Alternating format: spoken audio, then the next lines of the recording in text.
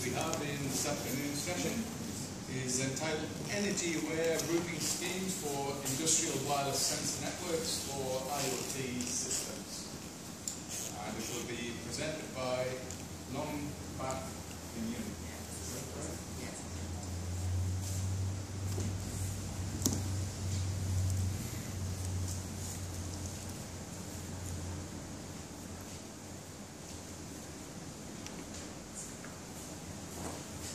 Good afternoon, Chairman, and good afternoon, everyone. Today I will present our article, namely Energy Aware Routing Scheme in Industrial Wireless Sensor Network for IoT System. And the presenter today is me. My name is Long. And this is the outline of my presentation today. And I will present 7 sections in my presentation. As first, I will start with the introduction section. As you know, nowadays everyone wants to connect many objects or many things into the internet to control everything around you. For example, you want to control, or you want to turn off your light, or you want to turn off your television at your home. But you not stay at your home, you stay outside. So how can you control everything in your home when you're outside? And it means the demand of connecting many things of objects nowadays is increasing.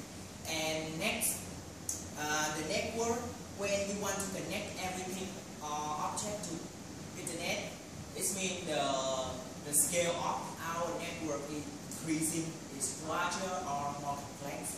And finally, even though there are several current deployment of the industrial wireless sensor network nowadays, but it's not incompatible for the Internet of Things, because Internet of Things have so many requirements. So this is the tackle of the current deployment now. So it leads our contribution. The contribution of our paper is first, we propose the hierarchical framework to deploy the industrial wireless sensor network. Our framework included 3 layers. The first layer is sensing layers, the second is relay layers, and finally is base station. And after that, we propose an optimal clustering basic technique for sensing layer. And finally, we propose the energy aware routing scheme in the relay layers. This is our contribution of our article. And next is the relays work. In our paper, we based on 3 previous papers. And first is the paper number 4. They also propose the hierarchical framework lining out for Internet of Things, and they allocating things in a hierarchical structure, and they use static routing configuration. And the result of the previous work is they can prolong the network lifetime. And the reference paper number 7, they propose a clustering algorithm in wireless sensor and actuator network. And they also selected the intermediate node in the cluster, and they also use a routing scheme. And the result of that paper is they can reduce the energy consumption, and they can prolong the network lifetime also. And the final reference paper is number 12.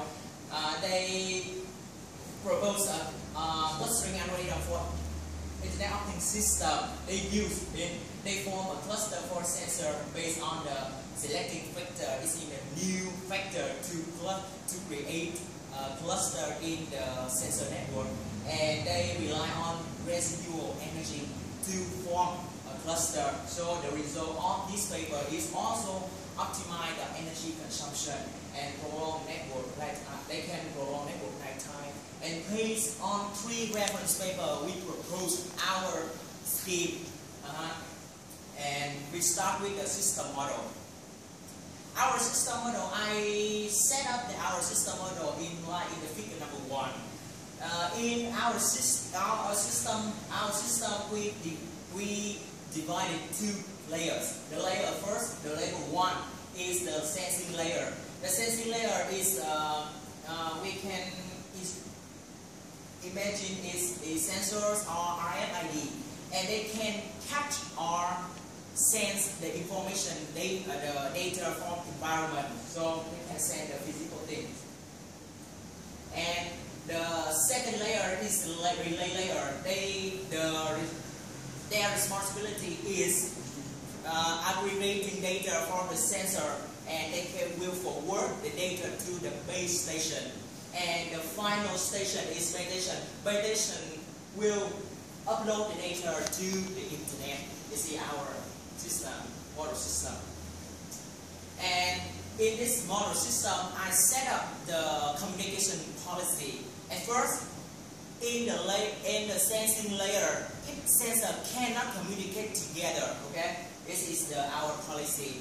And the second, in the sensing node only can communicate with relay node. This means sensing node can transmit the data to the relay node directly.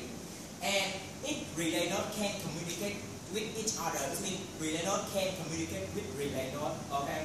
And final, relay node can read, the relay node can transmit the data to the base station also.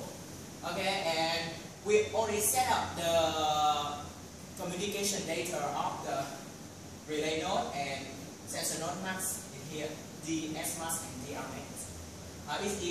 That is our communication policy. And in the system model, we always set up the energy model.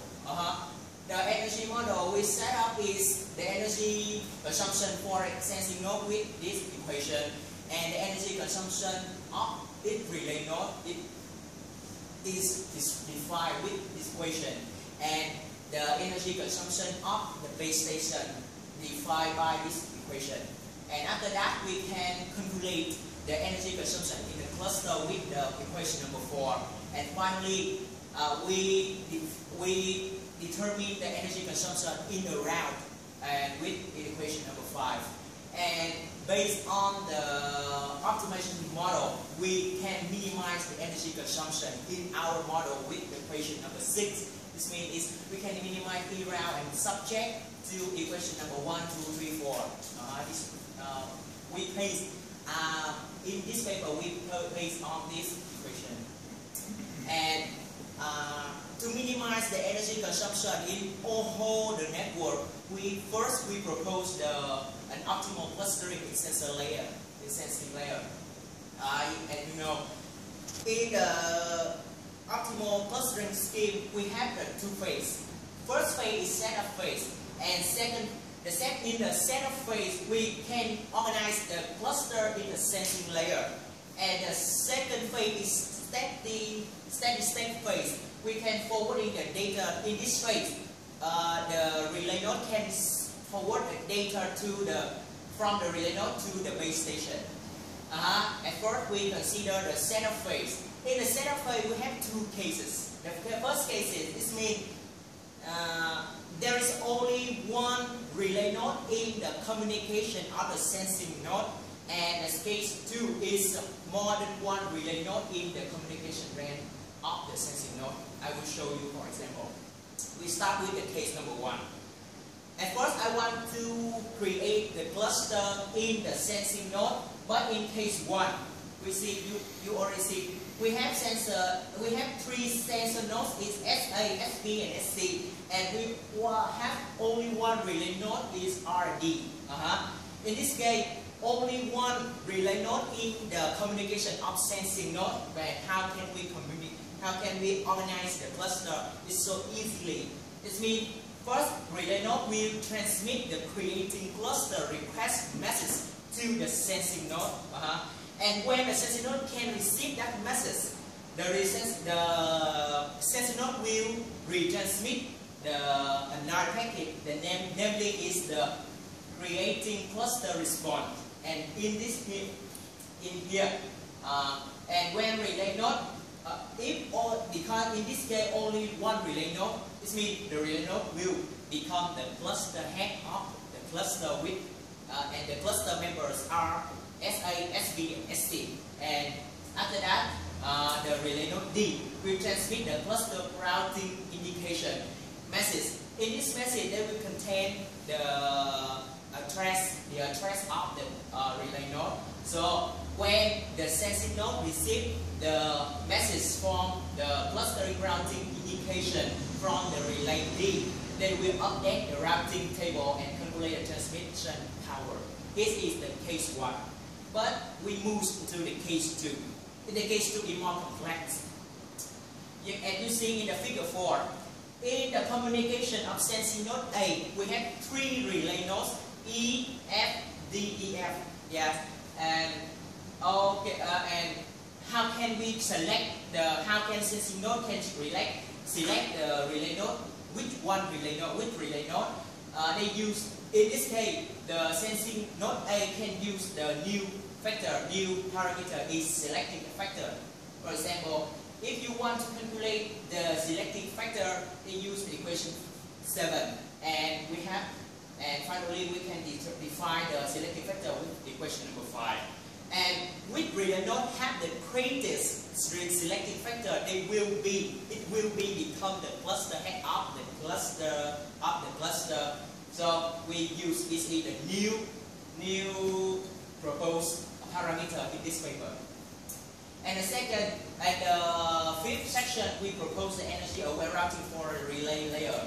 In this one, you can see in this case, if the base station is in the communication range of the relay node, it's so easy. The relay node will broadcast the request message, and after that, base station will retransmit will send back the request acknowledgement back to the sensing node, so they can forward data directly. But in this case, if the base station is not in communication range of the relay node A, so we use the algorithm 1.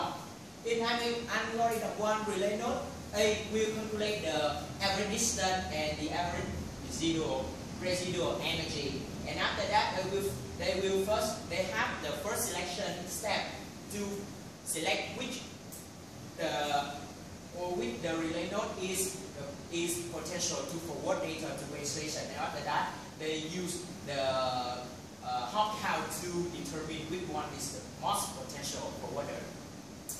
And this is performance evaluation. Our proposed scheme is verified in OpNet 16.0 and MATLAB, and this is the parameter, and we adopted by the IEEE A02.15.48. And this is the topology in the OpNet 16.0, and this is we consider our proposed scheme in the energy consumption, in the energy consumption and energy of the round and end-to-end delay, and based on the simulation result, we see the proposed scheme is more highest, the energy is lowest, and because we use the hop count to consider the routing scheme, so end-to-end delay is lower than the reference number 1 for number 12.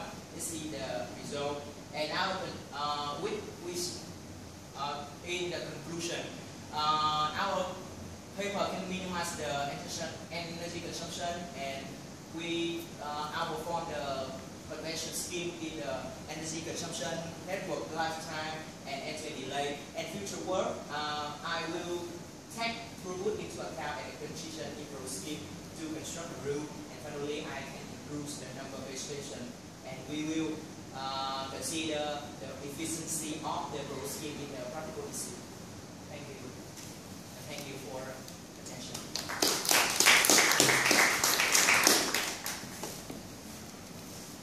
Questions? Yes. So you, the way you evaluated your scheme is you ran a simulation. Yes, that's used. So you did not try to deploy this on an existing, maybe 8 to the 15.4 network or something like that? Yes, I will. This is our future work. I will research, I will implement this proposed scheme into the practical issue. Yes, this is our research. One of the things that you should maybe look into is having this run on top of an existing protocol for wireless network sensors communication, because you typically don't have, for example, that the relay nodes are in the reception mode all the time because it consumes power. They usually would need to go to sleep and then sometime wake up to exchange certain information about the network. So that is one thing. And the other thing is, I'd like you to elaborate on the limitation that the sensor nodes cannot communicate in between each other. Because I find that as a limitation. What was the motivation for that? Was it just to simplify the problem, or? Yes, it's mean. Actually, I think this is our assumption, because if the sensor node can communicate together, we adapt maybe the network more complex. So I want to simplify the network first, and after that we'll update our scheme in the topology. Yeah. Yeah, thank you for your question and comments. Questions? Oh, perhaps one for myself. How complex is the scheme to implement? Yeah. How complicated in terms of the complexity? You mean if I use the sensor node can communicate together, that will be how complex? Yes, what overheads? Yes, might be if there? the sensing node can communicate together, even though sensing node can in the sensing layer, we can make the routing for sensing layer. We don't need to. And in this case, we can make the cluster and in the sensing layer, and in sensing layer sensing node can become the cluster head, which means we have so many points, and we should consider many points in the sensing layer. And in this case, I only want the relay node become the cluster head, and sensing node only become the cluster members. So I assume the model system like this slide. Yes. No further questions?